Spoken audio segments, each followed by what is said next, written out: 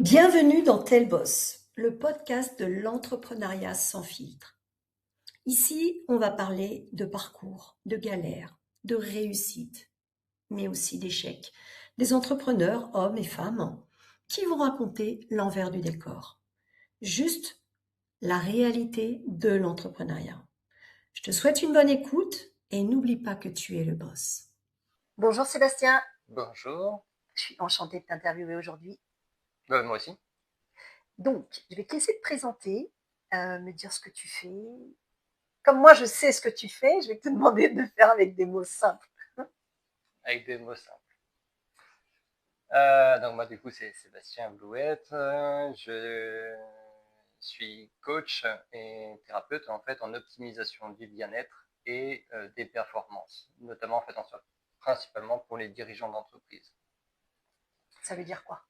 Ça veut dire que quand on va chercher en soi la performance, et ben la santé en soi du dirigeant, c'est ce qui va nous permettre de pouvoir aller plus loin. Comme la performance, par exemple, je prends souvent cet exemple d'un pilote de course, ça va passer par sa santé, mais aussi la santé de son véhicule. En l'occurrence, nous, le véhicule, c'est notre corps. Et très souvent, les dirigeants ont tendance en fait à viser du coup le podium, de viser d'aller plus vite, d'aller plus loin, mais en fait parfois en délaissant un peu la mécanique, La santé. la santé. Ok. Et tu Voilà. as toujours fait ça? Alors non, en fait, pour reprendre depuis le début, j'ai commencé par un cursus scientifique. Ensuite, j'ai passé un diplôme de naturopathe. De là, en même temps, j'ai monté un magasin de compléments alimentaires pour les sportifs. Voilà. Donc, ce qui m'intéressait, c'était tout ce qui était la recherche de l'optimisation. Je cherchais en fait pour le sportif à augmenter sa récupération, augmenter la qualité de son sommeil, augmenter sa digestion, etc. pour pouvoir aller encore plus loin. Améliorer les performances. Améliorer les performances. Et de par ma formation en fait en naturopathe, j'ai commencé en fait à prendre des consultations plus là dans un domaine du bien-être. Des gens qui avaient en fait des petites pathologies, des maux du quotidien. Et mon but n'était jamais de combattre en fait en soi une maladie. C'était plutôt faire en sorte que le corps reprenne ses fonctions initiales. Parce que quand on regarde la machine, le corps humain, on peut se casser un bras, ça se répare, et en plus l'endroit où ça va être réparé, ce sera complètement indestructible, plus résistant que de l'acier. On peut perdre la moitié d'un foie, il va se régénérer, enfin c'est extraordinaire. Voilà. Et donc je m'étais dit, bah, plutôt que de chercher en fait à combattre ce qui ne va pas, et si on regardait ça plutôt comme un langage du corps, un signal d'alerte. Si je reprends cette analogie sur la voiture, c'est le tableau de bord qui s'allume. Et malheureusement, alors je n'ai rien contre le système de santé, loin de là, mais parfois aujourd'hui c'est, eh ben, vous savez quoi, on va couper le fusible qui affiche le voyant et on va continuer d'avancer. C'est-à-dire, on donne un médoc? Ouais, on va donner un médoc pour combattre en soi le signal du corps qui lui en fait disait ça va pas. Par exemple, on va prendre un anti-inflammatoire dès lors qu'on va avoir une inflammation. Ça n'enlèvera pas la cause de l'inflammation. Si l'inflammation, c'est le manque de sommeil, la mauvaise alimentation, Les dents. Parce que chez les sportifs, moi je sais qu'à chaque fois que j'avais une tendinite, on me disait va chez le dentiste. Et bien ça manquait pas, j'avais une carie. Généralement, les deux sont liés. Parce que ça va être un excès d'acidité dans le corps qui va créer une inflammation. Et donc là encore, justement en prenant ça, c'est que c'est un excès d'acidité et le médicament, l'anti-inflammatoire, ne résoudra pas ce problème. Ouais. Donc c'est là où il faut reprendre les choses à la base et essayer de comprendre par cet excès d'acidité qu'est-ce qui oxyde l'organisme autant. Est-ce que du coup c'est l'esprit? Est-ce que c'est l'environnement extérieur? Est-ce que c'est... En fait, la cause. Exactement. D'accord. Ah, ça, c'est vachement passionnant. Toi, tu es basé à Béziers, ton à magasin? Béziers, oui. Donc, tu fais tes consultations là? Je fais les consultations généralement, en fait, souvent, j'aime bien les faire à domicile. Okay. Pour pouvoir voir généralement aussi l'environnement de la personne. D'accord. Ça peut être quelqu'un qui va avoir encore un problème de stress Et puis en fait, elle habite près d'une route avec du trafic toute la journée. Elle va se dire non mais moi je les entends plus. Mon corps s'y est habitué. Le corps oui, le système nerveux en fait lui réagit quand même. Et en fait on a pris l'habitude d'avoir le système nerveux enflammé. Ok. Donc ce sont des facteurs justement environnementaux. Ça peut être aussi la qualité de l'éclairage, la qualité de l'air. Ça va être il y a tout un tas de facteurs et aussi l'environnement. C'est-à-dire que si une personne, par exemple, vit dans un environnement où tout est en désordre, il y a le bazar de partout, généralement, dans l'esprit aussi, c'est pas très clair. Ouais, Avoir feng shui, tu sais. exactement, un peu le feng shui, c'est que si l'énergie peut circuler de manière fluide dans la maison, c'est-à-dire qu'il n'y a pas des objets qui traînent de partout, l'esprit peut aussi se dire je peux aller de partout et pas justement de se dire inconsciemment au niveau du subconscient justement j'ai ça à faire et j'ai ça à faire et j'ai ça à faire et j'ai ça à faire, ce qui fait que un petit désagrément dans le quotidien devient tout de suite quelque chose de très fort. Ouais, et d'ailleurs je fais le lien avec l'entrepreneuriat. Quand on a un bureau avec plein de papiers et que en fait c'est jamais rangé, enfin j'ai remarqué, business ça coince en fait, tu vois. Ça coince. Le subconscient lui va dire j'ai ça à faire, j'ai ça à faire, j'ai ça à faire, j'ai ça à faire, ce qui fait que ce que je disais, c'est beaucoup plus compliqué justement quand on arrive dans le domaine de l'entrepreneuriat où le dirigeant, pour qu'il puisse avoir des idées, pour qu'il puisse se dire l'idée du siècle qui débarque comme ça de je ne sais où, il faut que le corps, et notamment en fait le cerveau, soit dans une certaine disposition. On parle effectivement du coup d'ondes cérébrales, etc. Et pour pouvoir être dans cette gamme du coup de fréquences, et pour pouvoir trouver des informations qui viennent du subconscient, il faut que l'esprit soit apaisé. Et pas en fait en soi plein de choses à faire. Sinon tout ça, ça reste comme un ordinateur avec des fichiers qui sont ouverts. Plein d'infos, tu l'info. Voilà. Quand il y a des logiciels, des fenêtres d'ouvertes de partout, l'ordinateur rame. Ouais. Voilà. Ah, c'est un bon. C'est une belle image, notre cerveau, c'est l'ordinateur et ça rame s'il y a trop d'infos du coup. C'est ça. Et quand on regarde bien, finalement, l'être humain n'a que cherché en fait à copier son propre fonctionnement. Si on regarde le fonctionnement d'un moteur, ça se rapproche très fortement en fait du fonctionnement d'un corps humain, avec un système d'évacuation, un système de refroidissement, un système du coup de, voilà, de filtration. Un ordinateur, et ben effectivement, c'est le fonctionnement d'un cerveau. Aujourd'hui, il y a, et ben en fait, en soi, c'est quoi? C'est qu'on essaye de recopier la conscience. L'humain ne fait que copier son propre fonctionnement, à l'image de Dieu. Voilà. Ouais. Si je reviens à l'entreprise, donc si tu as dit, tu as fait tes études et ensuite tu as créé ton entreprise, donc tu n'as jamais été salarié. Si, parce qu'effectivement, quand on démarre son activité, ça démarre pas forcément comme on le voudrait tout de suite. Ok, pourquoi? Parce qu'on justement, on va parler d'entrepreneuriat. À ton avis, pourquoi pourquoi toi, du coup, ça n'a pas démarré Alors, ça n'a pas démarré. Alors, j'ai monté mon premier magasin, par exemple, de compléments alimentaires, mais je n'avais aucune connaissance sur le placement stratégique du magasin. Moi, j'ai regardé, comme quelqu'un qui se lancerait sans aucune connaissance, combien je vais payer sur le loyer. Donc, j'ai cherché presque le loyer le moins cher. Regardez s'il y avait un parking, tu vas regarder s'il y avait J'étais dans une ruelle à sens unique, en face de l'évêché, sur lesquels on peut pas se garer. On peut pas se garer. Et puis, c'était vraiment au fin fond d'une ruelle, très peu de passages. Donc, effectivement, j'ai dû investir beaucoup dans la communication, etc., parce qu'on ne me voyait pas. Ça m'a coûté très, très cher. Et puis, ben, il a fallu justement qu'une fois cette fameuse rue soit fermée en travaux pour la mairie qui refaisait toutes les canalisations d'eau et de gaz. Donc en gros, la rue était fermée pendant 3 mois. Donc plus de business. Et plus de business. Et j'ai dû mettre les clés sous la porte.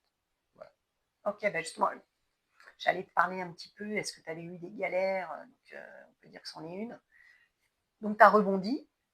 J'ai rebondi, ouais. Alors j'ai commencé en fait il fallait bien trouver un boulot parce que là, quand on est patron, ben, on n'a pas de chômage quand on arrête. Donc du coup, je suis allé travailler à l'usine de nuit pour essayer du coup de récupérer le maximum de côté. Après, j'ai travaillé un petit peu, je voulais rester dans le domaine de la vente, du coup j'ai travaillé un petit peu dans l'automobile. Après, j'ai fait un petit peu des petits boulots ici et là. Et qu'est-ce qui a fait du coup que tu sois revenu dans l'entrepreneuriat? C'était toujours cette envie d'aider les autres en fait à se développer. Faire en sorte de chercher, je suis un peu comme un détective. C'est-à-dire que j'aime bien en fait en soi avoir toutes les infos, un peu comme une scène de crime, et essayer du coup de détecter quelle est la cause qui a fait que la personne était bien et finalement elle est plus bien, alors qu'elle a un potentiel énorme. D'accord. Voilà. Moi, mon talent, c'est ça. Ok. Et quand je voyais des gens autour de moi qui me disaient ouais j'ai telle problématique, j'avais des réponses en fait qui me venaient assez facilement parce que j'arrivais à voir. Et puis tu as les études, enfin tu avais quand même l'expérience de Ouais, pouvoir dire ça. oui, parce que quand on vit, justement, comme j'ai eu mon premier magasin pendant 5 ans, dans une ruelle à sens unique avec les véchés, j'avais pas non plus 50 à 100 clients par jour. Donc, pour m'occuper, je suivais des cours en ligne. Des universités, des MOOC, des universités qui mettent gratuitement du coup des cours à disposition. J'ai passé du coup d'autres formations, d'autres spécialisations, l'iridologie, la micronutrition, la psychologie. Je continuais toujours d'apprendre. C'est maladif chez moi.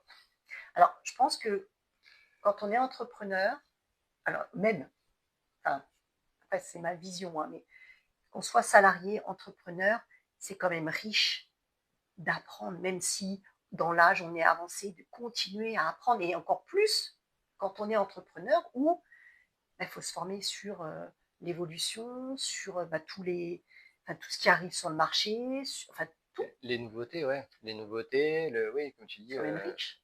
Hein? C'est quand même riche. Ouais. Donc, le monde est tout le temps en évolution, il faut être en évolution. Dans tous les cas, l'évolution nous a toujours montré que le monde évolue et celui qui n'évolue pas, il meurt. Par phénomène d'adaptation, c'est soit tu t'adaptes, c'est ça. Et le monde ne changera pas. Et tu avances, du coup. Il faut avancer. Ouais. Donc, tu étais salarié, tu te dis que tu es quand même fait pour, pour ça, après, et tu recrées une boutique. Alors, juste avant, en fait, entre-temps, j'ai travaillé pour une très grande chaîne de salles de sport, où j'étais directeur de club de sport. Et du coup, j'étais à nouveau revenu dans le domaine sportif.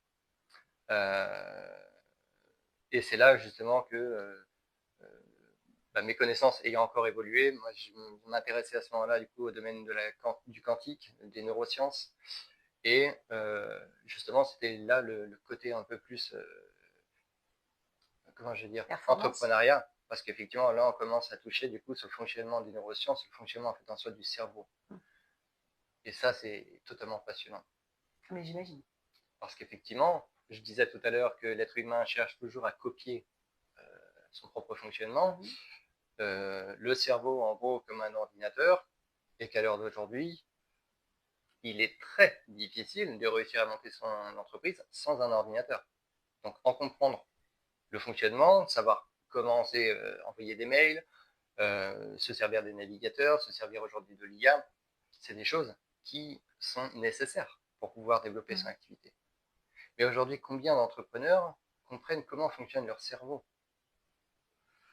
Alors, je crois que tout le monde ne va pas aller se former en neurosciences, vois-tu? Non. Mais moi, j'ai un livre qui s'appelle Vente et neurosciences. Ouais. Mais c'est passionnant. Oui, c'est ça. Et pourtant, je ne suis pas calée en neurosciences, tout ça, mais c'est passionnant. En fait, le développement personnel fait partie de l'entreprise, de l'entrepreneuriat. Il faut quand même, tu vois. Parce que réussir, bien de se connaître. Bien sûr, parce que réussir à développer son activité, son entreprise, c'est réussir à communiquer avec des collaborateurs qui sont différents de nous.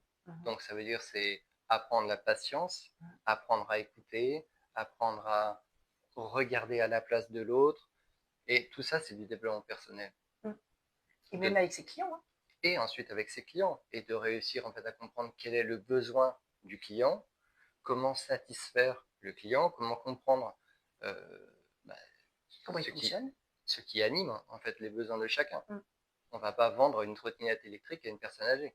En EHPAD, par exemple, le meilleur, euh, comment dire, le meilleur vendeur, le meilleur commercial n'ira pas vendre en fait des trottinettes électriques dans un EHPAD. Donc, il faut comprendre finalement quel est son produit, à qui il est destiné, quel est du coup le besoin. Qu'est-ce que tu résous comme problème? Exactement. Ok. Donc, à quel moment où tu recrées du coup, dans le temps là, à quel moment tu recrées Juste après la salle de sport, pendant le Covid, où je suis reparti dans le domaine en soi de la recherche. Donc je voulais comprendre plus ou moins le fonctionnement du cerveau, des émotions, des souvenirs, et j'en suis arrivé en fait à la recherche justement de comprendre la maladie. Ouais. Comprendre en soi, non pas la maladie comme étant la maladie telle qu'on le connaît, mais comment comprendre en fait les blocages. Ok. Donc ça, en fait, je retrace Ouais. dans ma tête tout ce que tu me dis dans la chronologie. Boutique, salariat, donc formation en même temps dans tout ça. Tu recrées une boutique et ensuite les séances d'accompagnement. C'est quoi, du coaching? Du coaching. Voilà. Parce que maintenant, mon but étant plutôt de dire aux gens voilà la situation, voilà comment ça fonctionne, pour bien comprendre, et voici ce que tu peux mettre en place. D'accord, donc aujourd'hui, tu as ton magasin et tes thérapeutes aussi, donc tu fais du coaching pour... C'est ça. Alors, pour expliquer un petit peu mieux, un magasin fait de compléments alimentaires, pour expliquer du coup le lien avec l'entrepreneuriat, c'est que mon but dans les compléments alimentaires, c'est de fournir les compléments adaptés pour les personnes soumises à un haut niveau de stress. Donc pour les sportifs de haut niveau, ça, ils le savent, le dirigeant est un sportif de haut niveau. Parce que la machine, le cerveau, tourne à une vitesse impressionnante, crée du coup énormément de tension, ça crée des frictions, ça crée du coup des manques de récupération, fatigue, sommeil, etc. Voire burn-out. Si vraiment on ne s'écoute pas, enfin, tu vois. Le burn-out du chef d'entreprise ou la blessure du sportif, on est sur la même chose. Oui, non mais voilà. On est d'accord. Ouais.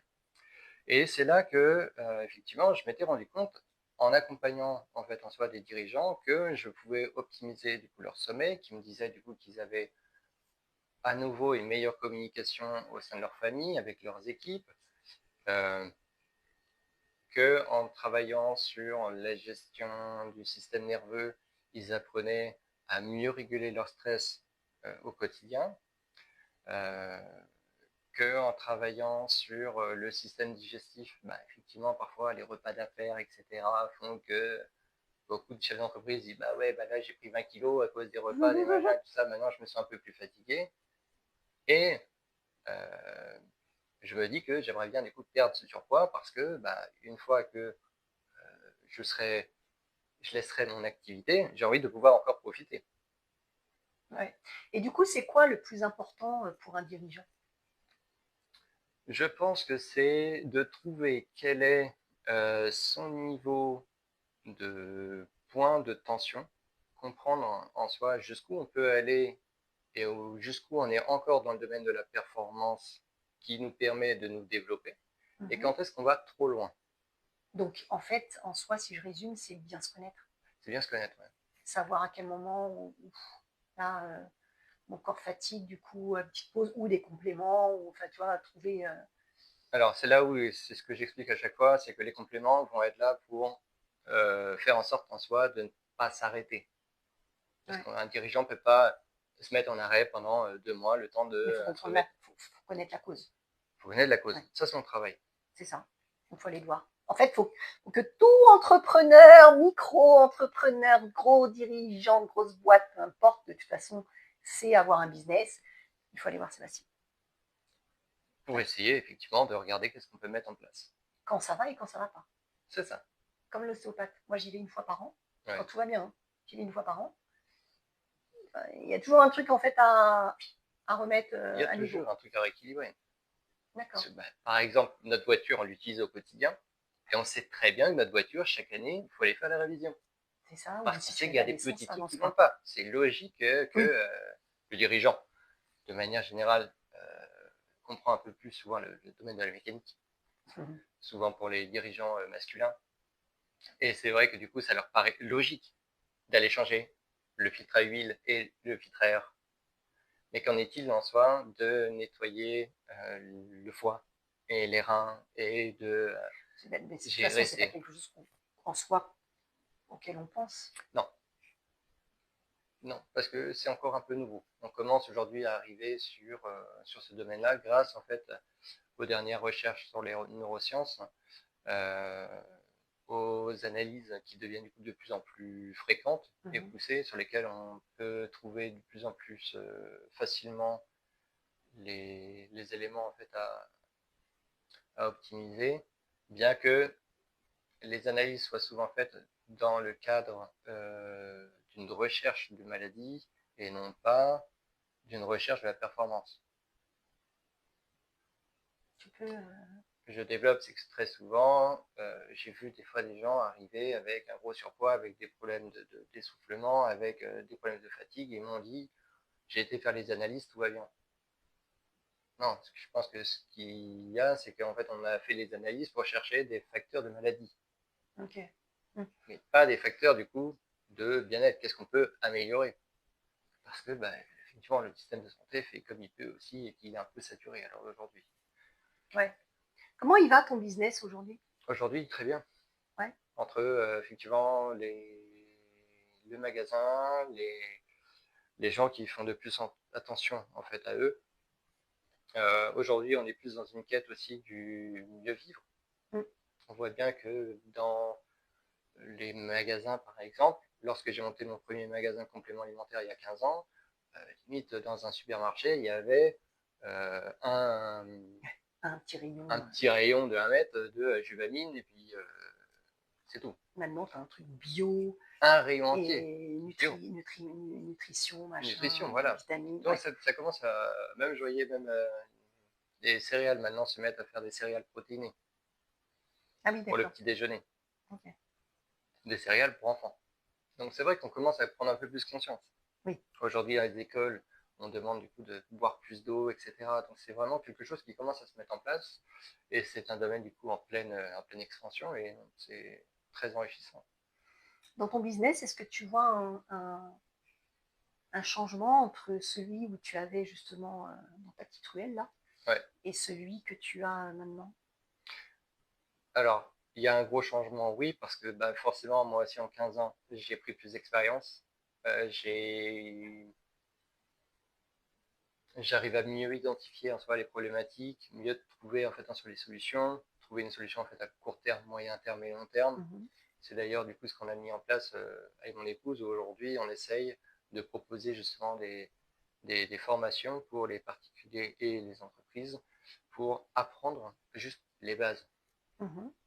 Donc ça, c'est quelque chose que tu as mis en place là il n'y a pas longtemps C'est dans ça, l'évolution de ton business. parce que c'est vrai que quand j'avais recherché du coup le fonctionnement un peu de tout ce qui était maladie, les points de tension, je m'étais dit, c'est vrai que ça, il faudrait qu'on l'apprenne. C'est vrai qu'on ne nous a jamais appris à l'école ou enfin durant notre enfance, on ne nous a jamais appris à manger, on ne nous a jamais appris à respirer, de comprendre comment fonctionne le sommeil. Et si en fait on avait déjà ces notions-là de base depuis l'enfance, il y aurait beaucoup moins de problématiques à l'heure d'aujourd'hui. Et peut-être même que le système de santé serait beaucoup moins saturé si les gens apprenaient à prendre soin d'eux. C'est sûr que là, le monde est rapide. Hein, donc, le monde va de plus en plus vite. Pas le temps de bien faire, de prendre soin de soi ou de bien manger, de prendre le temps de cuisiner, de regarder un petit peu ce qu'on achète aussi. Le monde va de plus en plus vite et à l'heure d'aujourd'hui, on a tendance à ne pas fixer notre attention au bon endroit. Le premier exercice sur lequel on travaille en coaching, c'est ton énergie va là où se porte ton attention. Ton énergie va là où se porte ton attention. Ça, c'est ce qu'on a appris déjà rien qu'en conduisant. Si tu regardes le talus, tu vas finir dans le talus. Ça, Tu regardes la route généralement. voilà. Donc en fait, on regarde droit devant. Généralement aussi, c'est que il paraît juste totalement logique de mettre l'adresse où on veut aller dans le GPS. Alors qu'aujourd'hui, on passe notre temps en fait à dire là où on ne veut pas aller. Je ne veux pas qu'il m'arrive ceci, je ne veux pas qu'il se passe cela, je veux pas que tu fasses ceci. Et en fait, on se rend même pas compte à quel point en fait on court-circuite notre cerveau. Oui. Et porter son attention, donc l'énergie va là où se porte notre attention.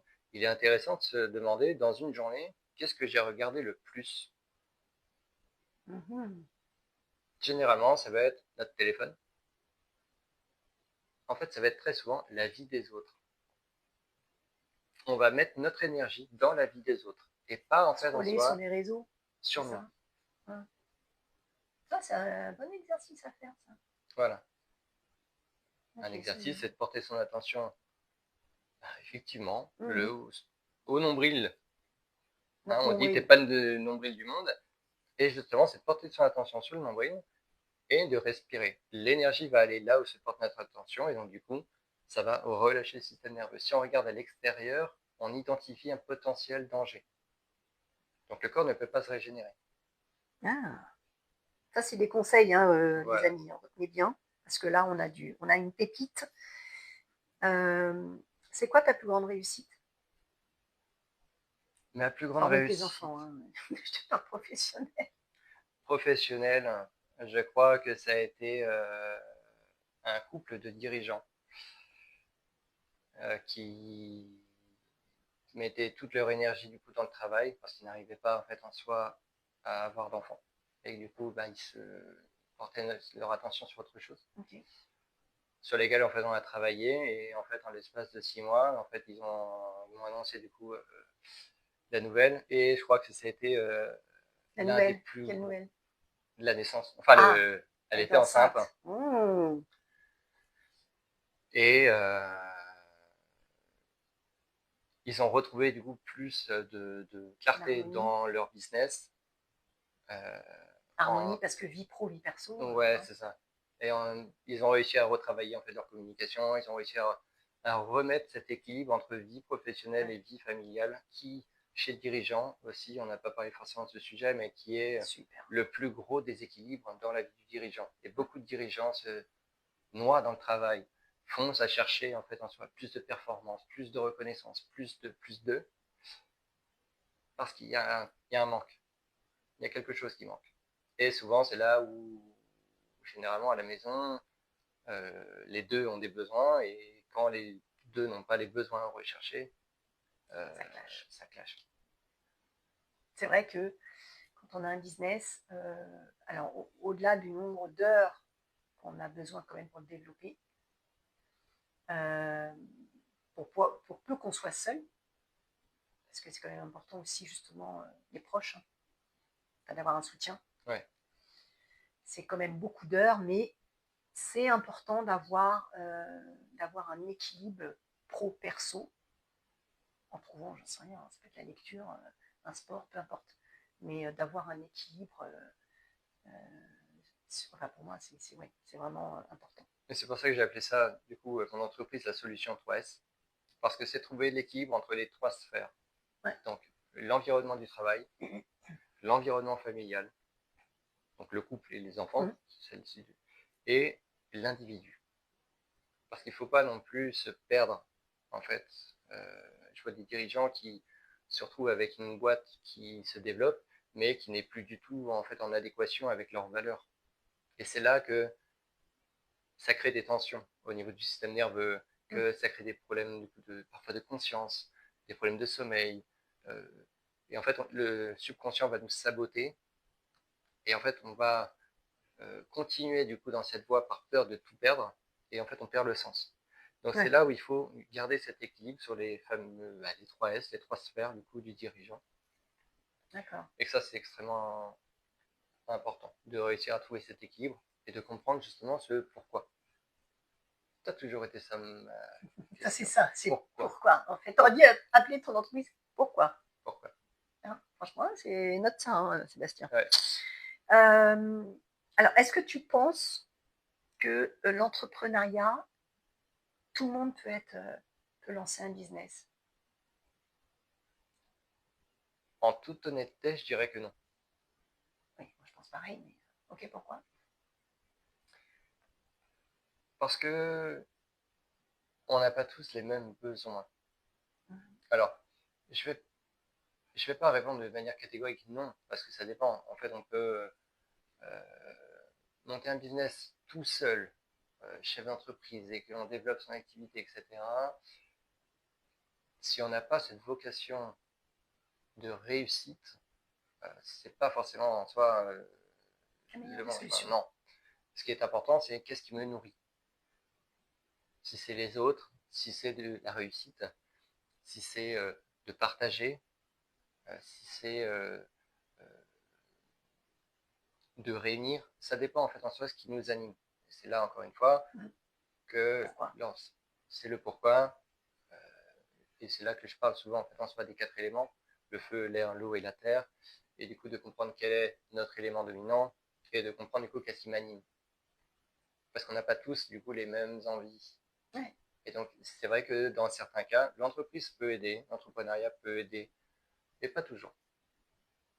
On est d'accord, ouais. Pas toujours. Pas toujours. Mais bon, en soi, si on monte un business et que c'est pas fait.